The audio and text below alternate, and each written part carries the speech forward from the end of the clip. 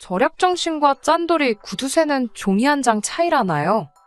알뜰살뜰하게 사소한 것 하나씩 챙기는 모습이 저한테는 둘도 없는 장점처럼 보였어요. 저나 남자친구 두 사람 다 사회인이 되고 나서 직장 생활을 하는 중에 만나 연애를 시작했거든요. 손해보는 거 참 싫어하고 근검절약하는 습관이 저는 엄청 어른스럽다고 느꼈고, 그러한 남자친구의 습관들이 제가 모자란 부분을 채워줄 수 있을 거라 생각했습니다. 연애를 4년 가까이 했는데 아직 콩깍지가 남아있었나 봐요.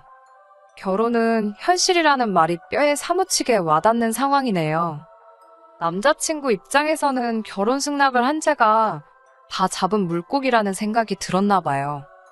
연애하는 동안 남자친구는 이것저것 따져가고 계산해가면서 항상 합리적인 소비를 추구해왔어요. 그렇다고 해서 실제로 저한테 돈 쓰는 걸 아까워한다거나 푼돈 얼마 때문에 싸우고 소심하게 나오는 구석이 없었습니다. 적어도 그동안에는 쓸 때는 쓰고 아낄 때는 확실하게 아끼는 사람이었지요. 그리고 4년이라는 긴 시간을 해오면서 봐왔던 모습에 남자친구가 제게 청혼을 해왔을 때 그렇게 하겠다 승낙을 하게 되었고요. 남자친구가 나이가 저보다 2살이 많습니다. 하지만 취직한 연도는 똑같았어요. 남자는 군대가 걸려있으니 2년 취직 늦은 게 흠잡을 이유라는 생각이 들지는 않았습니다. 두 사람 다 다니는 회사가 비슷비슷한 수준이고 직접적으로 말해준 적은 없지만 연봉 또한 비슷하게 받는 듯 싶었지요. 결혼 이야기가 처음 오고 가기 시작했을 때 저는 당연히 남자친구나 저나 모아놓은 돈의 액수가 비슷할 거라 생각했어요.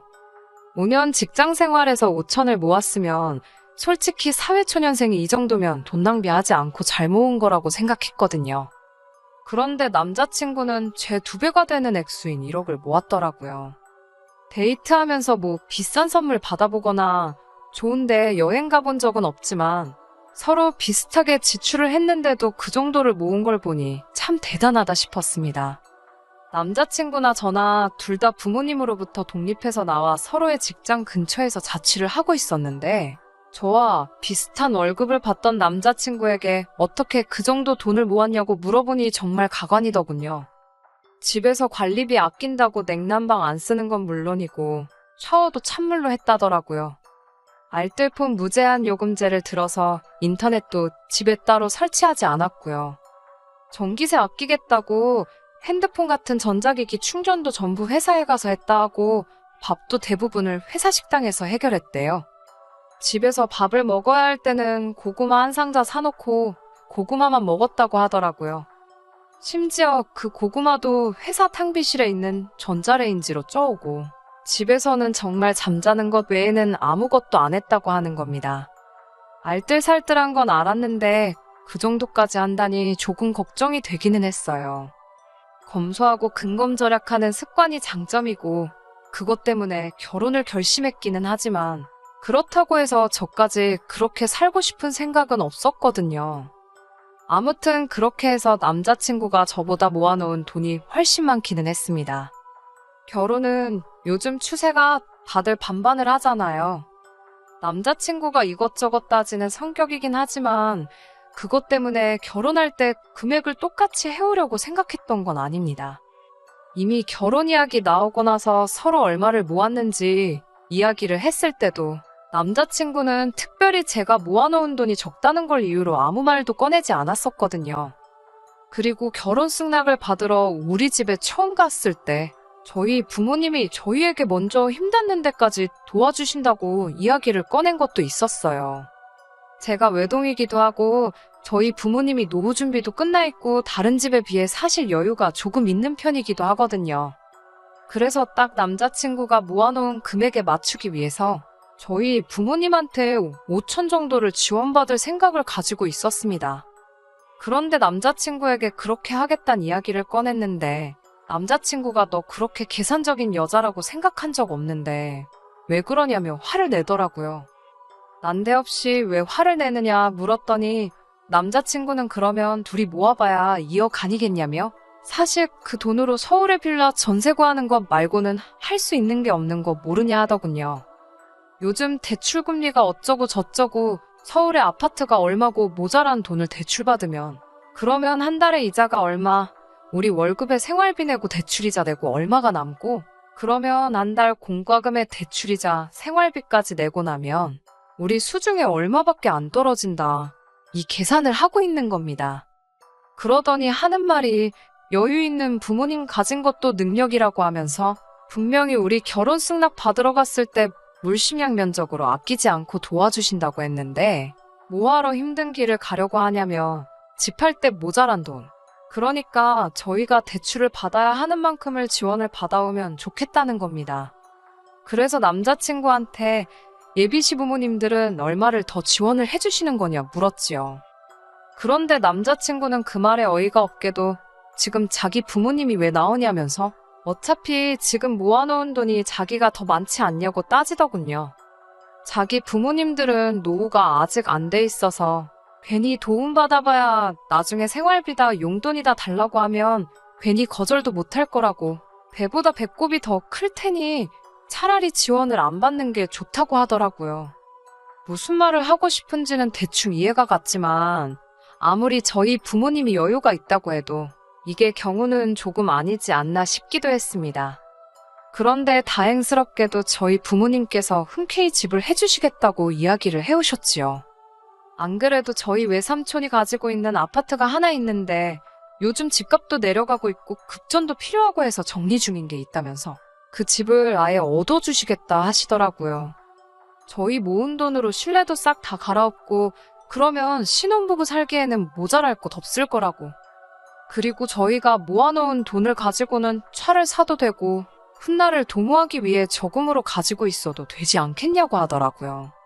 몸둘바를 모를 정도로 감사했습니다. 여기까지는 정말 수월하게 지나갔어요.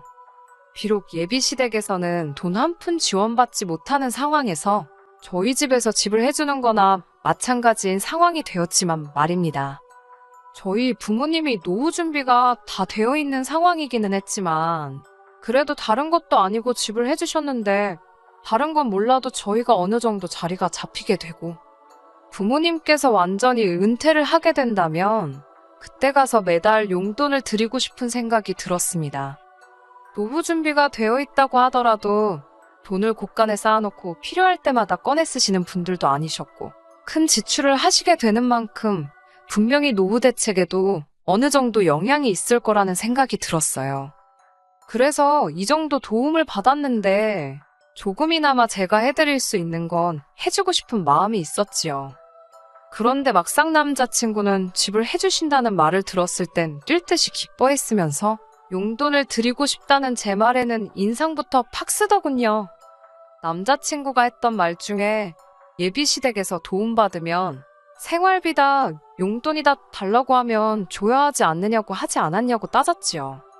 그랬더니 남자친구가 자기 뜻은 안 바꿔 안 준다는 거지 받게 되면 뭘 하겠다고 했던 말이 아니랍니다. 그렇다고 예비시댁에서 돈 한 푼도 안 받았다고 해서 저희 부모님한테만 주고 남자친구 부모님한테는 안 주겠다 하는 것도 아니었거든요. 당연히 양가 어른들이 더 이상 경제적인 활동을 할 수 없는 상황이 되면 자식들인 우리가 해야 하는 건 당연한 부분이 아니냐고요. 생활비랑 용돈을 드리는 건 양가 어른들이 은퇴한 뒤의 이야기라고 지금 당장 돈 나가는 것도 아닌데 왜 그걸 가지고 그렇게 싫어하느냐 했습니다. 그러니 남자친구는 무언가 고민하는 척을 하더니 말도 안 되는 제안을 해오더군요. 안 그래도 저희 부모님이 집을 해주신다고 했을 때 짚고 넘어갔어야 하는 일인데 이왕 이야기가 나온 거 확실하게 정하고 가자고 하면서 말이지요. 뭘 물어보려나 했더니 진명이는 어떻게 할 생각이냐고 하더라고요.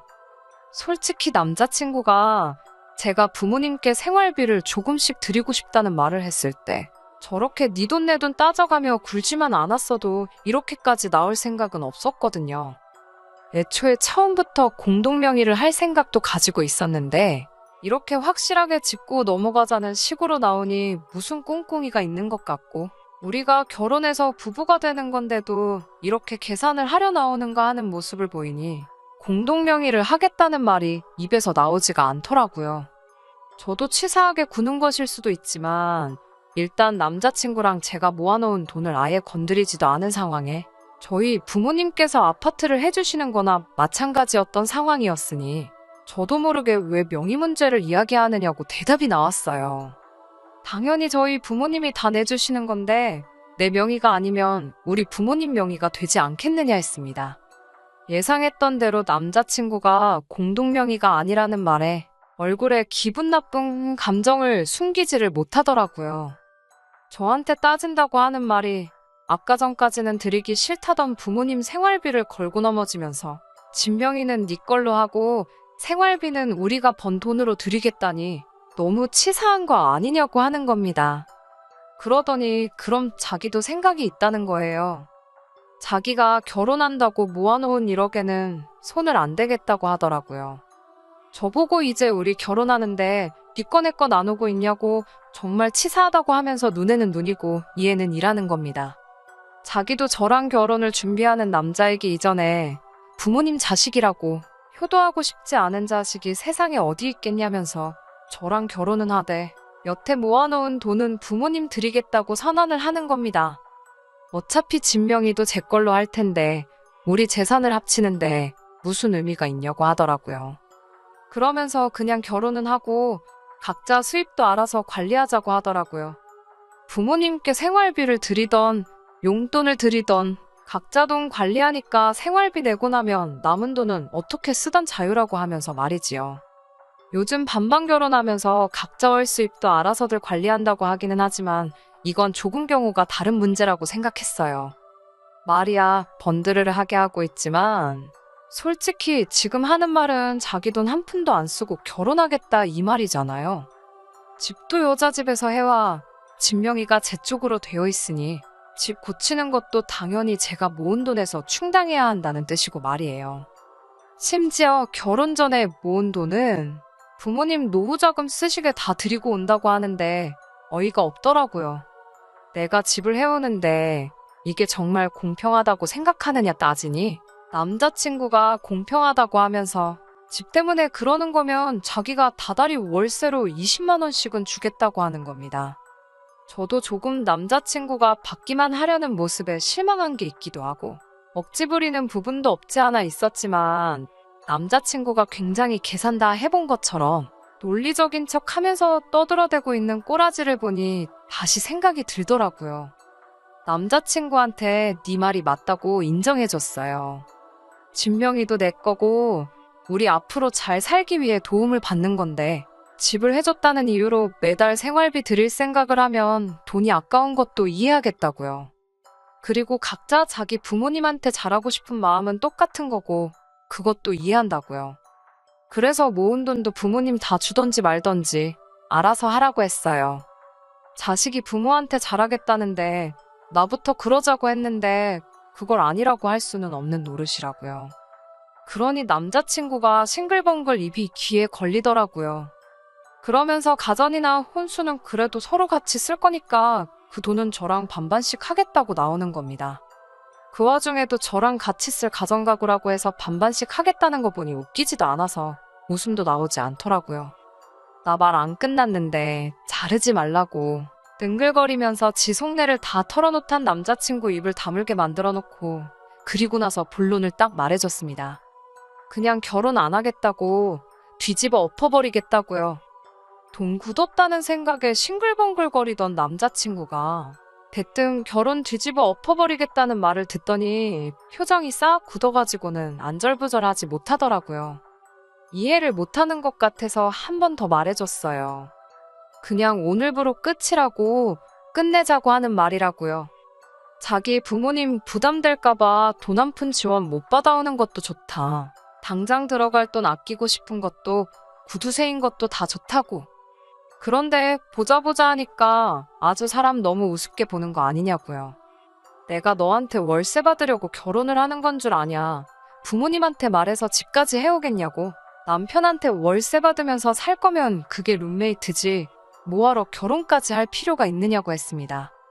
이꺼 내 거 알아서 다 따로 챙기고 월세 내고 내 집에서 얹혀 살겠다는데 나는 룸메이트 필요 없으니까 네가 모은 돈 네 알아서 하고 그냥 결혼도 하지 말자고 말하고 자리 박차고 나왔습니다. 그리고 어디 한번 서울에서 20만 원짜리 월세 아파트 잘 구해보라고 했어요. 그 와중에도 돈 아끼고 싶어서 어디 20만 원을 월세라고 줄 생각을 하고 있느냐고요. 쫓아와서 사과하면 풀릴 줄 알았는지 한참 지나서 저 먼발치서 쫓아와서는 자기가 잘못 생각했다며 다시 생각해보자고 월세를 2배를 더 주겠답니다. 20만 원 주기로 한 걸 40만 원 준다고 세상에 반성을 하고 싹싹 빌어도 모자랄 판에 흥정을 하고 있으니 어이가 없더라고요. 뒤꿈치로 남자친구 발을 비틀듯 확 밟아주고 왔네요. 내 근처에 한 번만 더 얼쩡거려보라고. 내가 4년 연애한 세월이 아까울지언정 너 같은 놈하고 결혼하는 평생 후회할 만한 선택은 하지 않겠다고요. 서울에 5억 아파트 해온다는데 내가 이 나이 먹고 너보다 잘난 놈 하나 못 만나겠냐고 거지는 사절이라고 말하고 뒤도 안 보고 집으로 돌아왔습니다. 그 와중에도 밟힌 지 발등이 아파서 신경 쓰였는지 아니면 자기도 자기가 한 짓이 가망이 없다고 생각을 한 건지 멀어지는 저를 쫓아올 엄두도 못 내고 있는 남자친구를 보니 헤어져도 100번은 잘 헤어졌다는 생각이 들었습니다. 계산적이고 사소한 것 따지는 성격 진작에 알고 있긴 했지만 저는 최대한 좋은 점만 보려고 했어요. 결혼하면 아마 두 사람의 서로 다른 성격이 시너지를 일으킬 거라고 생각했고 서로의 단점들을 보완해줄 수 있을 거라 믿어 의심치 않았거든요. 그런데 그냥 지 속은 챙길 거 다 챙기고 싶어 하면서 남의 주머니에 지 돈 들어가는 거 아까워서 견디지 못하는 구두쇠 짠돌이었다는 걸 그 본질을 깨닫지 못한 제가 참 바보였네요. 그래도 마지막에는 속 시원하게 단칼에 잘라낼 수 있어서 다행입니다. 결혼을 못해서 안달이 난 것도 아니고 오히려 시간적 여유가 생긴 것 같으니 부모님한테 잘하면서 천천히 조급하지 않으려고 합니다. 좋은 짝이 있다면 제가 찾을 필요도 없이 제 옆에 나타날 거라 믿으니까요. 끝까지 들어주셔서 감사합니다. 오늘의 사연은 여기까지입니다. 구독과 좋아요, 알람 설정 부탁드리고 더 좋은 사연으로 다시 찾아뵙겠습니다. 감사합니다.